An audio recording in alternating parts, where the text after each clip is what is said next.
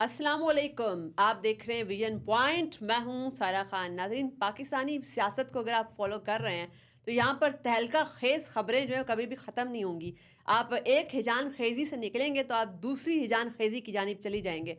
पहले ऐसा मालूम होता था कि मुज़ाकराती मेज़ के ऊपर जब तमाम सियासी क़ुव्वतें बैठ गई हैं, उसमें से कुछ जो है पॉजिटिव डेवलपमेंट निकलेगी, कुछ कंस्ट्रक्टिव डेमोक्रेटिक प्रिंसिपल्स के अकॉर्डिंग जो है कोई रोड मैप निकलेगा और उसके बाद पाकिस्तान एक नॉर्मल कंट्री बनेगा। और उसके बाद जो है अपने अच्छे अच्छे एम्बिशंस जो हैं ग्रोथ के ऊपर, इकॉनमी के ऊपर, एजुकेशन के ऊपर, हेल्थ के ऊपर, ह्यूमन इंटरेस्ट जो है इश्यूज़ के ऊपर काम करना स्टार्ट कर देगा। मगर अल्टीमेटली जो मुज़ाकरात हैं उसका भी एक जो है फॉल आउट हुआ, वो भी जो है अनसेरिमोनियसली जो है यकतरफा पाकिस्तान तहरीक इंसाफ ने उसको भी ख़त्म करके जो है साबित कर दिया कि ये मुज़ाकरात नहीं बल्कि मजाकरात थे। तो ये जो तमाशे हैं इस किस्म के अपने नैरो सेल्फ इंटरेस्ट के लिए, चूँकि अभी भी हम देखते हैं कि पाकिस्तानी सियासत अडयाला के इर्द गिर्द ही घूम रही है। और इसके साथ साथ आप ये भी देखते हैं कि सियासत जितनी ज़्यादा तल्ख, जितनी ज़्यादा उसके अंदर जो है वो बदशगुनी एंटर हो चुकी है, उसके साथ साथ आप देखते हैं कि दूसरे पावर सेंटर्स के अंदर भी जो है कोई अच्छी अलामात हमें नज़र नहीं आ रही। जैसे आप देखते हैं कि जो रिफ्ट है इस वक्त आला अदलिया के अंदर,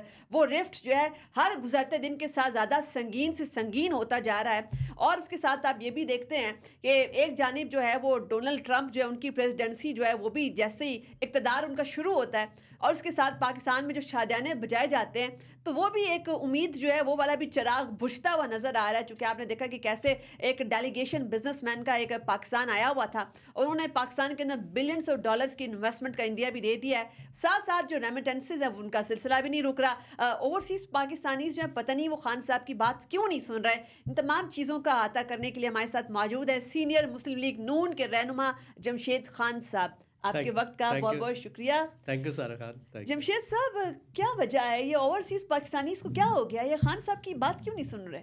खान साहब को एक बात सारा खान समझ नहीं आ रही।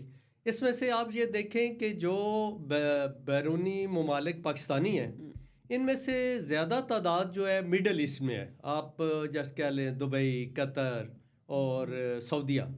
इनमें मैं अभी ख़ुद पिछले वीक सऊदीया में था तो मैंने ये ऑब्ज़र्व किया है कि वहाँ फैमिली स्टेटस बहुत कम है। वो शरीयत किसी को नहीं देते। वहाँ लोग सिंगल वो काम करते हैं, जाते हैं, काम करते हैं और उनके अपनी जो फैमिलीज़ हैं पीछे, उनके बिजली के बिल हैं, उनकी बच्चों की फीसेज हैं, उनके दूध के बिल हैं। तो वो उन्हें पैसे वो पाकिस्तान को पैसे नहीं भेज रहे, वो अपनी फैमिलीज़ को की मदद कर रहे हैं, अपनी फैमिलीज़ को पैसे भेज रहे हैं। ये बात खान साहब को समझ नहीं आ रही। उस तरफ हो रहा है। थोड़ा सा आप देखें कि अमेरिका या इंग्लैंड में थोड़ी सी सूरत हाल मुख्तलिफ है। वहाँ लोग फैमिलीज़ के साथ रह रहे हैं और रेमिटेंसेस की जहाँ तक बात है कि बाकी जगह पे बढ़ी है लेकिन अमेरिका से कोई 1-2% कम हुई है, लेकिन ओवरऑल हो रही है। और ये कार्ड भी इमरान खान साहब का ख़त्म हो चुका है। तो एक और चिराग जो बुझा है अभी उसकी थोड़ी सी बात कर लेते हैं। ट्रंप एडमिनिस्ट्रेशन जो कि इक़्तिदार की बागडोर संभाल चुकी है, सबसे पहले रिचर्ड ग्रेनल ने अपनी ट्वीट्स डिलीट की। उसके बाद आप देखते हैं कि एक high powered US businessman delegation जो है इसको लीड कर रहे थे जेंट्री बीच, और ये पाकिस्तान आके बिलियंस ऑफ डॉलर्स की इन्वेस्टमेंट का जो है इंडिया दे देता है। उसके साथ उन्होंने रिचर्ड ग्रेनल के बारे में भी ये स्टेटमेंट जारी कर दिया कि जी उनको भी मिसलीड किया गया एआई के जरिए से, फेक न्यूज़ के जरिए से। ये चीज़ें तो बिल्कुल मेरा ख्याल है कि यहाँ भी धोखा हो गया। ये कार्ड भी, ट्रम्प कार्ड भी ख़त्म हो चुका है और इस पे भी वो गलत उम्मीदें लगा के बैठे हुए थे। ये खान साहब या पीटीआई का आप समझें कि ये डूबते को तिनके का सहारा जो है ना, ये तिनके को सहारा लेके ये हर कार्ड पे और सारा खान ये इस वक्त मुझे बंद गली में नज़र आ गए हैं, बंद गली में चले गए हैं। इनके लिए कोई रास्ता नहीं है। और जहाँ तक मुज़ाकरात की बात है कि मुझे तो ये ख़ुद सिंसियर नहीं लगते। तो जमशेद साहब देखें, पाकिस्तान की अगर पॉलिटिकल हिस्ट्री, बड़ी चैकवर्ड पॉलिटिकल हिस्ट्री पाकिस्तान की रही है, उसको अगर उठाकर देख लें तो यहाँ पर तो एक ही रास्ता है, या तो डील करके अपनी जान छुड़ाकर बाहर भाग जाओ या तख्त के ऊपर लटक जाओ, तो या जेल में कई सालों तक सड़ते रहो। तो क्या खान साहब की किस्मत जो है ये भी वो जो बाकी दूसरी दो ऑप्शंस मैंने दी उनमें से कुछ होगा?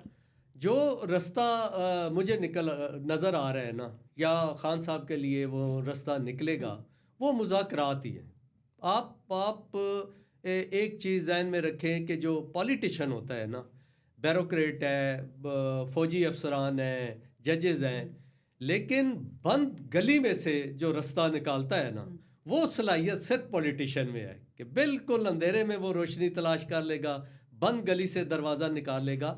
रास्ते होते हैं बीच में, लेकिन रास्ते हमें नज़र नहीं आ रहे होते।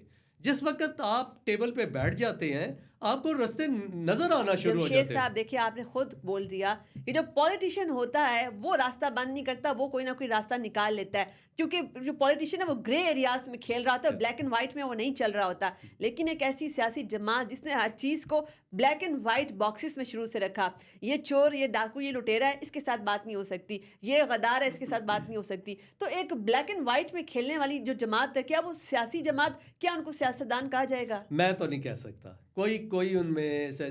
देखें, ये प्लेयर हैं, वो प्लेयर थे, वो पॉलिटिशियन नहीं है। और ये सारा खान, ये जो है ना, प्लेयर जो है, ये बाई बर्थ होता है। इसी तरह पॉलिटिशियन भी बाई बर्थ होता है। ये बनाए नहीं जा सकते कि किसी को आप उसको सिखाएं, पढ़ाएं और उसको प्लेयर बना दें। प्लेयर बन नहीं सकता। प्लेयर कुदरती होता है, अल्लाह ताला की एक खुसूसियत होती है, उसमें अल्लाह ताला की नेमत होती है प्लेयर। अब मैं जिस एरिया में रहता हूँ, ये शोएब अख्तर हमारे मोहल्ले में रहते थे, कितने बच्चे और हैं, लेकिन कोई भी शोएब अख्तर नहीं बन सका। ये कुदरती होता है। इसी तरह पॉलिटिशियन भी कुदरती होता है। यहाँ बनाने की कोशिश की गई है, इनको वो तस्वीर बनाई गई है, इनको पेंट किया गया है, और जो कि गलत था, फेक था, वो उसने अल्टीमेटली ख़त्म होना था। अच्छा, एक और भी बड़ी बड़ी अहम बात है, चूंकि प्लेयर हैं खान साहब, आपने खुद कहा जी, जी। अपना बैटिंग ऑर्डर वो शायद तब्दील कर रहे हैं। इस वक्त वो क्रीज में जो है आगे बढ़कर खेलने की शायद चक्के चौके मारने की कोशिश कर रहे हैं। आपने देखा कि केपीसीएम इस वक्त उनकी कुर्सी डगमगाती हुई नजर आ रही है। जुनेद अकबर साहब और उनका ग्रुप पूरा का पूरा इन होता हुआ नजर आ रहा है। क्या लगता है आपको कि जो केपीसीएम है वो आप उनको मजीद कितने अरसे तक अपनी कुर्सी के ऊपर देख रहे हैं? उनको उतारना ज़रा मुश्किल है। अच्छा। सीएम को उतारना मुश्किल है, और वो तो अपना बेगम साहबा की फरमाइश पे हुआ है ना। बेगम साहबा की फरमाइश है कि गंडापुर को इस सदारत ली जाए, इसको कमज़ोर किया जाए, इसको हटाया जाए। शायद ये इस्टेब्लिशमेंट के साथ मिल के खेल रहा है, और मेरी गिरफ्तारी में भी वो उस पर डाल रही हैं कि गंडापुर का हाथ है, और सदारत तो इन्होंने ले ली है। लेकिन आप कहें जी कि वो वहाँ से वज़ारत आला से उतार सकते हैं, ये इतना आसान नहीं है। अदम एतमाद लाना, वो करना। और in the mean time Gandapur साहब ने भी अपनी तैयारी कर ली है, एमपीएस को फंड दिए हैं, एमपीएस अपने साथ में ला लिए हैं। वो मुझे नहीं लग रहा कि इतनी आसानी से उसको उतार तो सकेंगे। जुनेद अकबर साहब जो हैं वो आकर उन्होंने आते ही बयानात दागने शुरू कर दिए हैं कि जी होम्योपैथिक क़यादत जो है वो अब हाँ, चली गई, हाँ, और अब जो है वो बड़ी एक सफाक किस्म की ये क़यादत जो है वो आ गई है, और ये सड़कों के ऊपर फैसले होंगे। तो पहले कौन सी होम्योपैथिक क़यादत ये थी? मैं बता देता हूँ। ये एक जहन में रखें आप कि जो मुज़ाकरात वाला था ना, ये टोटल डाउन था। ये इनका ये टाइम गुजारना चाहते थे कि पहली तारीख से लेके ट्रम्प के इक़्तिदार तक, हलफ उठाने तक, ये टाइम हम कैसे गुजारें। वो इन्होंने एक मुज़ाकरात का ढोंग रचाया है, और वो उन्होंने शुरू किया है थोड़ा मुज़ाकरात का। उस वक़्त भी संजीदा नहीं थे। आप इनकी संजीदगी का अंदाज़ा लगाएं ना, कि जिस वक़्त दोनों कमेटियाँ बैठी हैं, उन्होंने कहा आप लिख के दें जो है। इन्होंने फिर 2 हफ्ते का टाइम ले लिया। अगर ये संजीदा होते तो ये सोचते ना कि हम क्यों टाइम ज़ाया कर रहे हैं।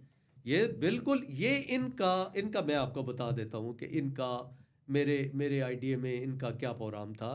ये चाह रहे थे कि ये मुज़ाकरात खेल के हम टाइम गुजार लें, इतनी देर में ट्रम्प अंकल हलफ उठा लें, और उसके बाद हम सड़क गर्म करेंगे। अब उस तरफ वो पहले से इनका यही प्रोग्राम था, इधर से हम सड़क गर्म करेंगे, और वो स्टेट के रिट को चैलेंज करेंगे, वो नोटिस लेगा, उसको एंट्री का एक मौका देंगे।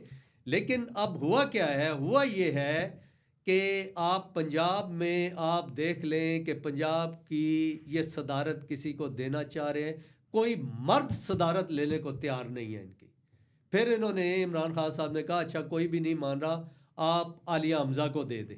यानी कोई मर्द इनके पास नहीं बचा पूरे पंजाब में कि जो इनकी पार्टी की सदारत करे। वो आखिर में आलिया हमजा पे तकिया कर रहे हैं। तो ये सिर्फ केपी की पार्टी बनकर रह गई है? ये केपी में भी नहीं रहेंगे। ये देखें इनकी गलतफहमी है। गंडापुर साहब के जो वहाँ आप एक बात समझने की कोशिश करें कि वहाँ उस सूबे में लॉ एंड ऑर्डर का बहुत सिचुएशन ख़राब है। और गंडापुर साहब इनका गांव है, डीआई खान इनका घर है, ये अकेले अपने घर तक नहीं जा सकते। इनको सिक्योरिटी के लिए वहाँ पुलिस पे इन्हिसार नहीं कर सकते। इनको पाक फ़ौज की ज़रूरत है। वो लेकिन जब वो नहीं आते, वो कहते हैं जब हम आते हैं तो आप कहते हो जी कि फ़ौज मुदाखलत कर रही है, तो वो हम इंटरफेयर नहीं करते। पारा चनार में क्या हुआ है? पारा चनार में उन्होंने नहीं किया, क्या उन्होंने कंट्रोल कर लिया? ये आलू और प्याज तक नहीं पहुंचा सके 1 महीने में वहाँ तक। तो फ़ौज की बहरहाल एक सिक्योरिटी की अहमियत होती है।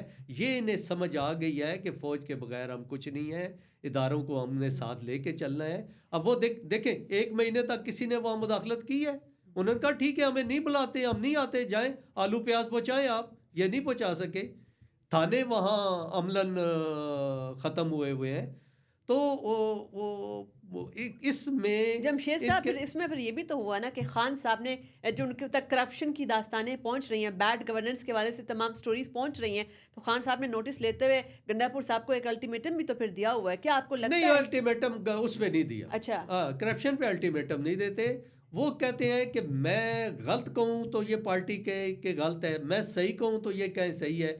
वो कहते हैं कि उन्हें सिट स्टैंड वाला वज़ीर आला चाहिए, वो आगे से कोई बोले ना, जो ये खान साहब कहें वो हुक्म मानते रहे। खान साहब कहें आके अपने बच्चों को छोड़ आओ और यहाँ के पुलिस के डंडे खाओ, तो इन्होंने यहाँ आके डंडे खाने हैं। खान साहब की और स्ट्रेटेजी है। जमशेद साहब फिर इसमें साथ में ये भी देखना पड़ेगा कि चूंकि अब मुज़ाकरात का प्रोसेस भी जो है वो इस वक्त एक स्टेलमेट का शिकार है, तकरीबन मुअत्तल हुआ है, और जुनैद अकबर साहब भी सड़कों पे आने की धमकियां दे रहे हैं। साथ में जो गंडापुर साहब हैं उनके आगे भी एक नए चैलेंजेस आ गए हैं। क्या आपको लगता है कि दोबारा सड़कों के ऊपर दमादम मस्कलंदर होने वाला है? और अगर सड़कों के ऊपर दोबारा दंगा फसाद चीज़ें होती हैं तो इस इंतशार के नतीजे में क्या आपको दोबारा कोई 26 नवंबर जैसा इवेंट नज़र आ रहा है, या गंडापुर साहब जो है जुनैद अकबर साहब को नाकाम करेंगे ताकि जो है बंदे ना निकले उनके साथ, उनको वो पूरी तरह फ्लॉप करने की कोशिश करेंगे? आज तक जुनैद अकबर साहब की और गंडापुर साहब की मुलाकात ही नहीं हुई। देखें आप भी जानती हैं कि इख्तियारात या ताकत जो है वो सीएम के पास है। सीएम अगर कुछ नहीं कर सकेगा तो जुनैद अकबर साहब क्या कर सकेंगे?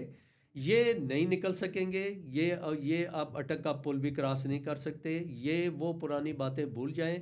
अब ये दिन ब दिन अपने इख्तिताम की तरफ जा रहे हैं, कमज़ोर हो रहे हैं, और ये जितने कार्ड हैं इनके ख़त्म हो चुके हैं। अच्छा, एक हमें जो है एक और मामला भी साथ में पैरेलल बड़ा संगीन होता जा रहा है। आला अदलिया के अंदर जो रिफ्ट है वो भी जो है रोज़ाना की बुनियाद पर वहाँ से भी खबरें आ रही हैं। हम देखते हैं जो बेंचेस हैं, ऐसा लगता है कि दोनों जो बेंचेस है, आइनी बेंच और रेगुलर बेंच, एक दूसरे की जुडिशल ऑर्डर जो है उनकी नफ़ी कर देते हैं, उनको कैंसिल कर देते हैं, तो इन्हें अदालत के दायरा कार में लाने की कोशिश करते हैं। तो क्या ये 26वीं आइनी तरमीम किसको पसंद नहीं आ रही? किस जानिब जो है चीज़ें जा रही हैं?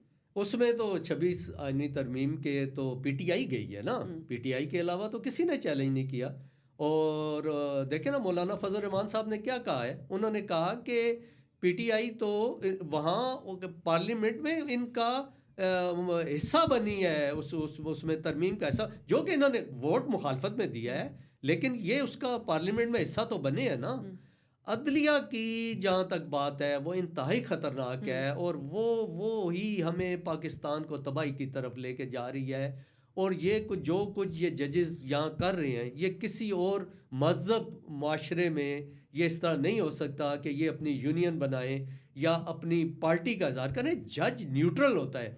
जज किसी सूरत अपना इज़हार नहीं कर सकता कि मेरा तल्लक फलां पार्टी से है। वो क्या इंसाफ करेगा? तो जस्टिस मोहसिन अख्तर कियानी जो है वो कह रहे हैं कि एक लेटर की बुनियाद पर 26वीं आइनी तरमीम जो है वो चल रही है। क्या लगता है आपको, कानून की कुछ शिकों को मान लिया जाए, कुछ को जो है वो तल्फ कर दिया जाए? क्या जो कानून के रखवाले ऐसा करेंगे? आप देखें जो कुछ उन्होंने बार में खिताब करके कह दिया है। अब इनके पास कोई केस लग सकता है? इन्होंने तो ओपनली एक सियासी बयान जारी कर दिया है और वो उस पे खेल रहे हैं, लेकिन इनको अंदाज़ा नहीं है कि ये जितना पार्लियामेंट को दीवार के साथ लगाने की कोशिश करते हैं, वहाँ से उतना सख्त एक कानून आता है। आज ये 26 तरमीम उसको हटाने की कोशिश करेंगे, 27वीं तरमीम इससे ज़्यादा सख्त आएगी। ये पार्लियामान को अपना काम नहीं करने दे रहे, और एक वकील जज बनता है और वो इलेक्टेड प्राइम मिनिस्टर को वो घर भेज देता है। ये कहाँ का इंसाफ है? किस मज़हब माशरे में ये होता है? मंसूर अली शाह साहब के ऊपर आप कोई इंक्वायरी होते हुए या उनका भी वही अंजाम जो कि इससे पहले जो है मज़ाहिर नकवी साहब का हुआ, कोई ऐसी चीज़ देख रहे हैं आप? मुझे तो जुडिशल कमीशन पे वो जाते नज़र आ रहे हैं। वो उनका तो वो उस तरफ तेज़ी से वो बढ़ रहे हैं, और इनको दुख है मोहसिन अख्तर कियानी साहब को कि इन्होंने नेक्स्ट चीफ जस्टिस बनने के ये उस ख्वाब में थे, जो कि अब इन्होंने ये बिल्कुल मंसूर अली शाह की लाइन इन्होंने टो कर ली है और उस तरफ चल गए, जो कि बिल्कुल मेरे नज़दीक सारा खान के ये जो जर्नल किसी वक्त आइन को पामाल कर देते हैं, रोक देते हैं ना, वो उससे कई ज़्यादा ख़तरनाक अदलिया का है। आप उसमें एक फ़र्क समझने की कोशिश करें कि वो तो उन्होंने जो कुछ आइन को रोका है वो गैर कानूनी अमल हो गया। जब कोई सियासी गवर्नमेंट आती है आइन बहाल हो जाता है, लेकिन अदलिया तो बाकायदा तौर पे उसको एक आइनी शक्ल दे देती है, क्योंकि ये कानून के पास होता है, लॉ इनके पास होता है, और जिस वक्त उस आइन को रीराइट करके उसको कानूनी शक्ल देते हैं तो वो उसकी चीज़ ही और हो जाती है। बड़ी बदकिस्मती की बात है कि इस वक्त पाकिस्तान के अंदर जो है अदलिया वो भी पार्टी बन गई है, वो भी इतनी ज़्यादा पोलराइज्ड, इतनी ज़्यादा पॉलिटिसाइज्ड हो चुकी है कि उसमें अब समझ नहीं आता कि इंसाफ अगर लेना हो तो कहाँ से मिलेगा। जमशेद साहब, आपके वक्त का बहुत बहुत शुक्रिया। जैसे कि हमने देखा कि जो पाकिस्तान है उसके अंदर ये तमाम मामलात, सियासी मामलात, अदालती मामलात, इवन कि अगर इकॉनमी से कोई अच्छी खबर भी आती है तो वो इसके नीचे दब जाती है। हालांकि आपने देखा कि इसी कॉन्टेक्स्ट के अंदर हम जब ये बातें कर रहे हैं कि कैसे पाकिस्तान का मुज़ाकराती प्रोसेस भी एक मुअत्तल हो गया, उसके साथ साथ आला अदलिया में संगीन रिफ्ट भी है वो बढ़ रही है, मगर आप देखते हैं कि एक जानिब एक $1 बिलियन की इन्वेस्टमेंट यूएस से एक high powered economic delegation Pakistan में आके खुशखबरी सुनाता है, नवीद सुनाता है। उम्मीद इसी बात की जा सकती है कि पाकिस्तान जो अपना हाउस इन ऑर्डर जल्द से जल्द करके हम एक नॉर्मल मुल्क बन के अपने जो एक्चुअल गोल्स हैं, अपने एक्चुअल एम्बिशंस हैं, अपने जो नेशनल इंटरेस्ट है उनके ऊपर फोकस करेंगे। अपनी मेज़बान साहा खान को दीजिए इजाज़त। अल्लाह हाफ़िज़।